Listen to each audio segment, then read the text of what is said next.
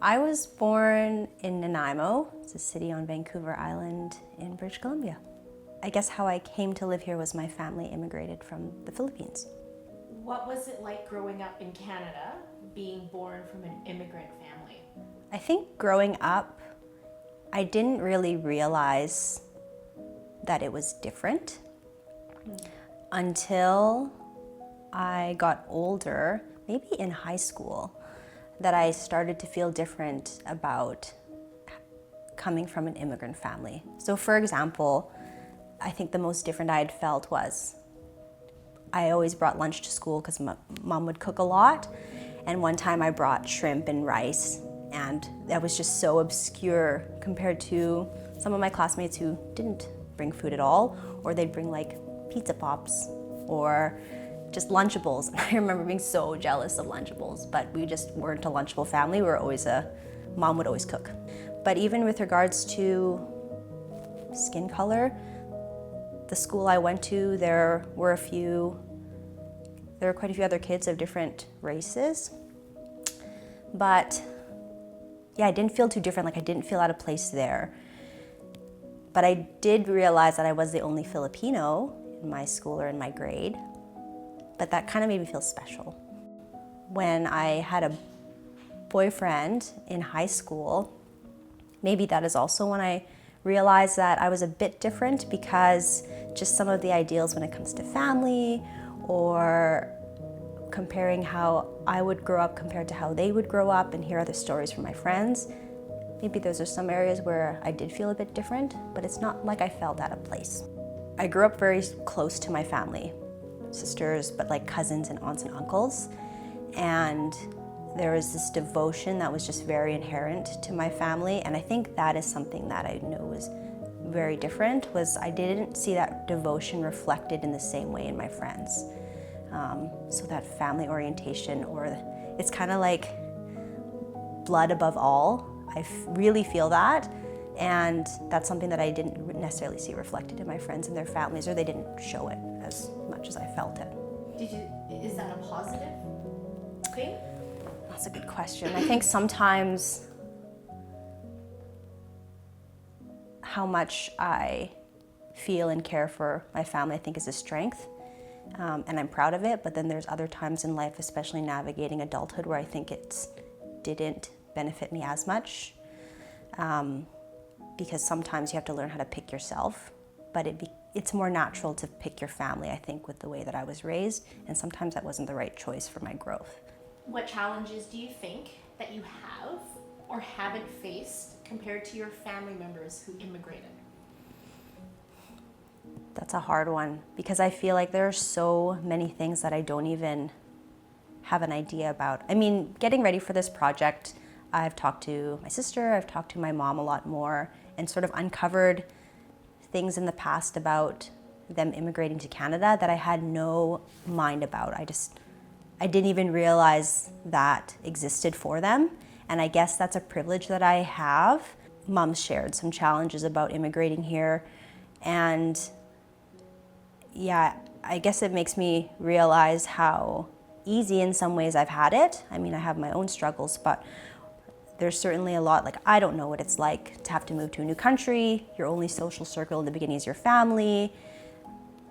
I had mentioned earlier that I never felt like I didn't belong too much in my school or my workplace, but I feel like that would be different for my mom and my sister.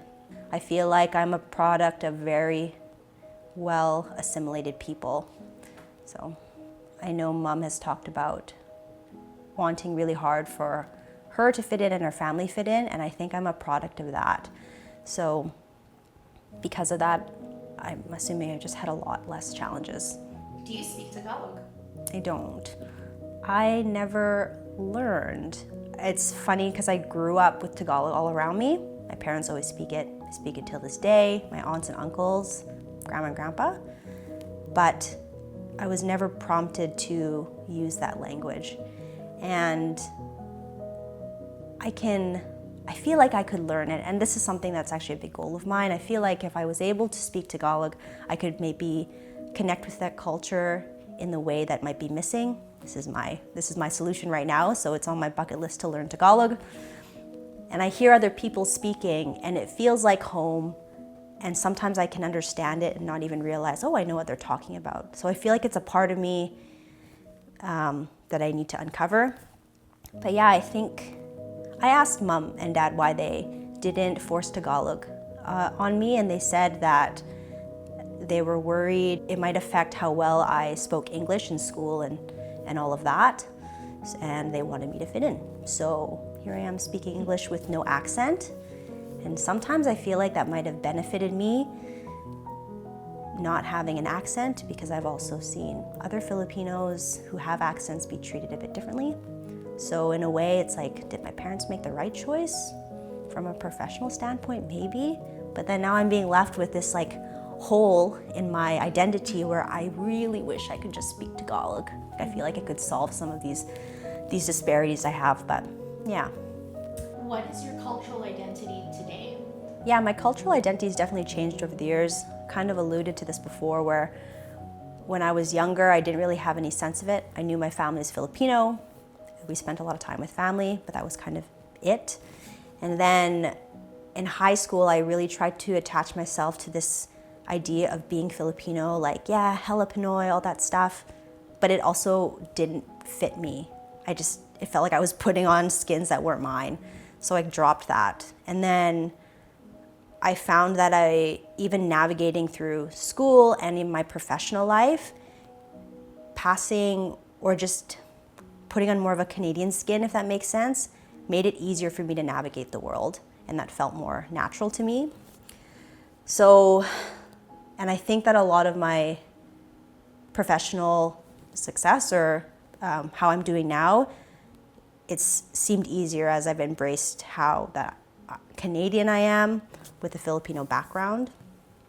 But now I'm also feeling like there's this disconnect where I wish I felt more connected to my Filipino culture, because I think it was a big part of how I was raised.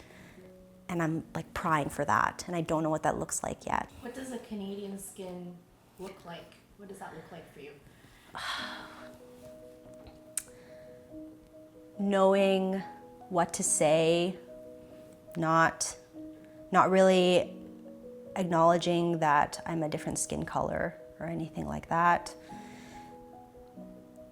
Little things like the way people talk about family, or how you manage your money, or what you're going to do with your family in retirement, how much time you spend with your family, what relationships should look like between you and your spouse.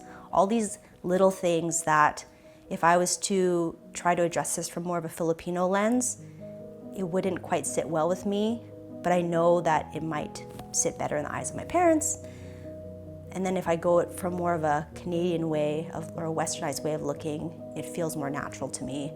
And I think that also helps me move forward in the environment that I live in. How do I feel detached from the culture? I think a big example is where I work now. There are a lot of Filipino immigrants, I'm assuming first generation Filipino immigrants, and they sit there in their groups and they're chatting in Tagalog, and I look at them and I know I look like them, but I don't feel like I could fit in if I sat with them. And maybe that's the language barrier piece. But then also knowing that, again, they came from a new country, they're experiencing their own barriers, and I just have no idea about that. So there's this disconnect. I don't know sometimes how to interpret what Mom and Dad say. And at first it's like, oh, they don't understand me. But maybe it's I don't understand them because they can express themselves better in a different language. And there's been times where I've chalked it up to not knowing, or again, Mom and Dad not understanding me. But again, I don't feel like I have that cultural lens to make it so that we can see eye to eye. But I'm trying to be more understanding now. I have seen it where someone asks someone who speaks Tagalog or has an accent, and I think we forget sometimes that they think in a different language, so they don't answer right away.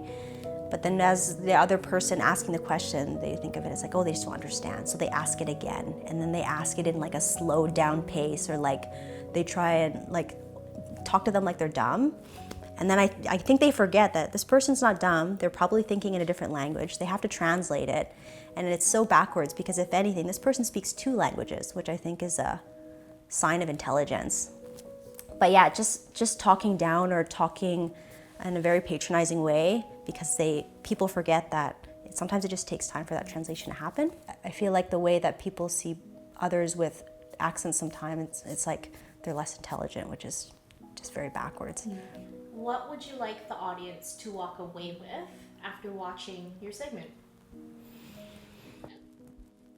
I think I'm the last segment, and what I've even learned preparing this project and learning talking to my family, and I hope that everyone can appreciate too, is how different the experience can be for different Filipinos of different generations, and also me appreciating the challenges that my mom and my sister, first generation immigrants, go through and put up with to make it here in Canada. Like I'd said before, I think I'm a product of really well executed assimilation. And I think that in some ways that came at a cost of my connection to my Filipino culture, which I'm trying to reclaim now.